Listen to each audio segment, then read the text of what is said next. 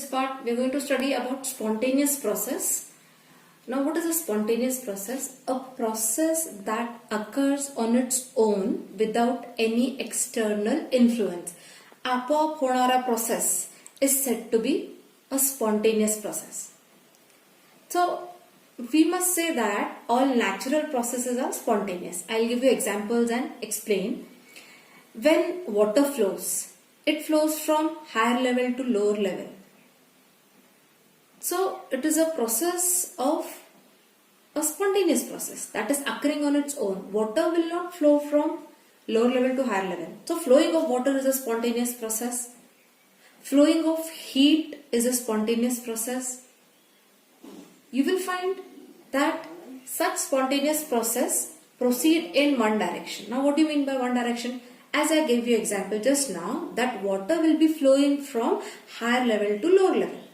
It is a spontaneous process. आपोआप flow होणारे water थांबणार नाहीये मध्येच कुठे, आपोआप त्याचा फ्लो होत राहणार. But that flow will be always in one direction. आपण वरून पाणी सोडतोय, तो स्लॅब वरून खाली येणार आहे, खालचं पाणी वरती स्लॅब वरती जाणार नाहीये अंटिल एक्सटर्नल फोर्सेस अप्लाय. म्हणून हा फर्स्ट स्टेटमेंट काय दिलाय की it occurs on its own without any external influence. म्हणजे खालून पाणी वरून पाणी खाली येताना त्याला काही फोर्स लागत नाहीये. But from down if you want to take water up it requires external influence. म्हणजे पाणी खालून वरती नेण्यासाठी प्रोसेस हा स्पॉन्टेनियस राहत नाही. It becomes a non spontaneous process. तर स्पॉन्टेनियस प्रोसेस हे आपोआप होतात, स्वतःहून होतात. So they are natural process. Like growth of a plant, growth of a human being, these are natural process.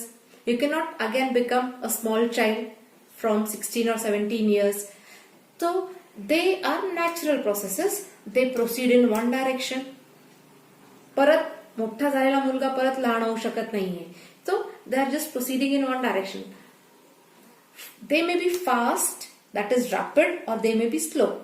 Speed त्यांची कशीही असू शकते. स्पॉन्टेनियस प्रोसेसची स्पीड कशीही असू शकते. दे मे बी फास्ट और they may be slow and the process continues till equilibrium is reached.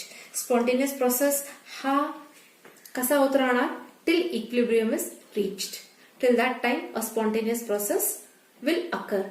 Now the most important thing about spontaneous process is these processes are natural processes that take place on its own.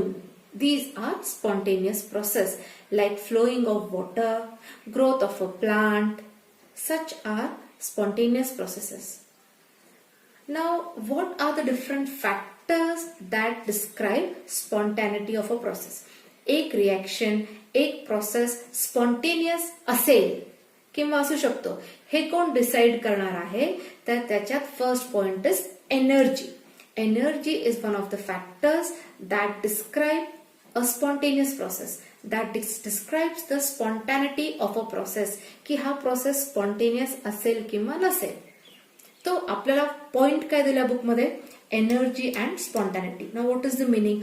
How energy is describing or affecting spontaneity.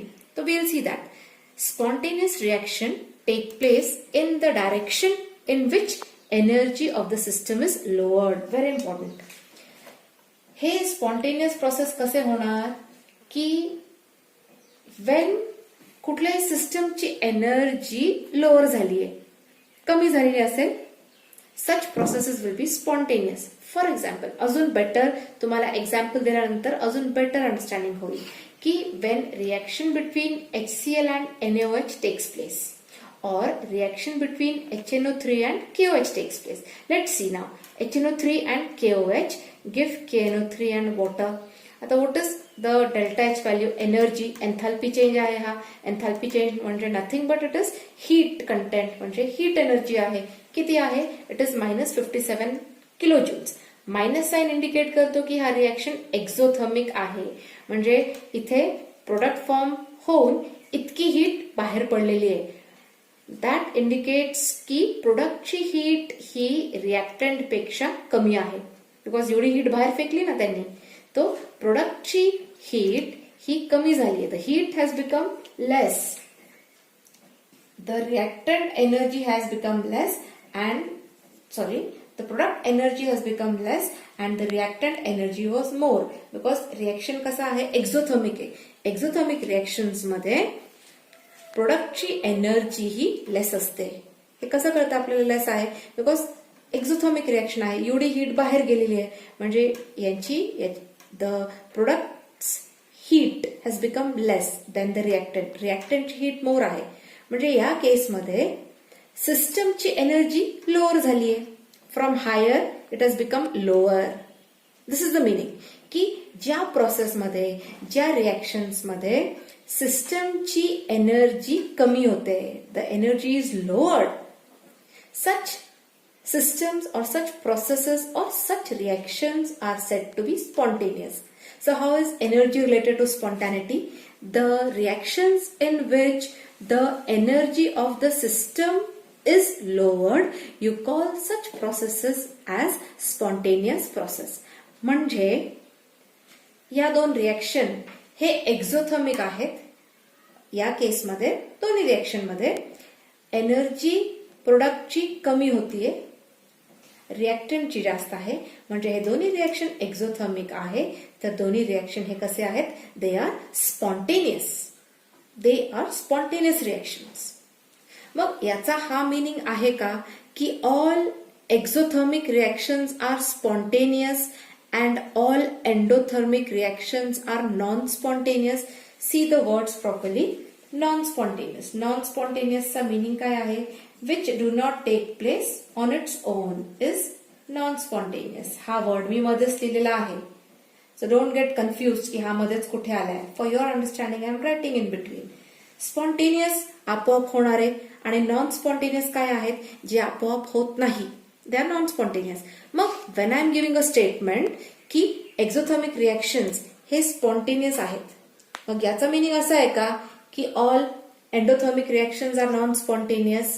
So we'll see that की is it like that की all endothermic reactions मग non-spontaneous आहेत का?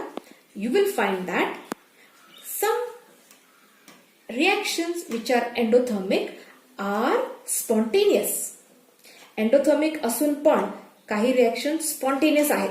म्हणजे it is not necessary की फक्त exothermic reactions हे spontaneous आहे. काही एंडोथर्मिक रिएक्शन्स पण स्पॉन्टेनियस आहेत.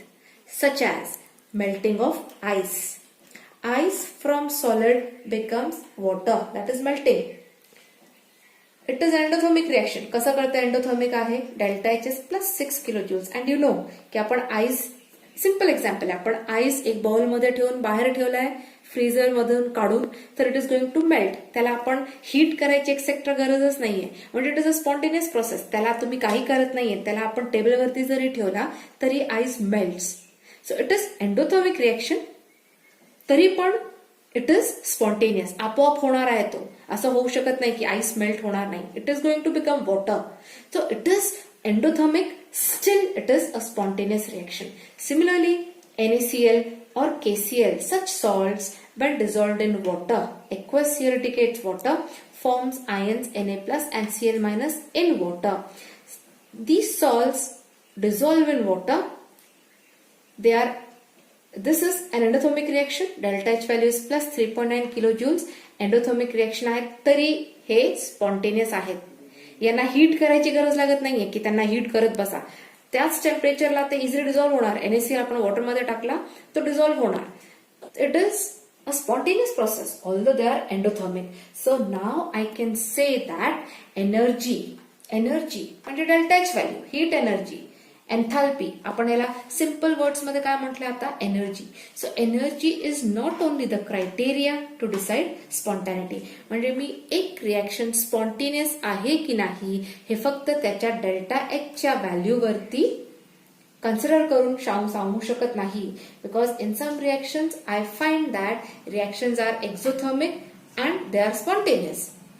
अँड काही रिएक्शन्स मध्ये मी पाहिलंय की they are endothermic, still they are spontaneous. म्हणजे energy is not only the criteria that can decide spontaneity of a reaction.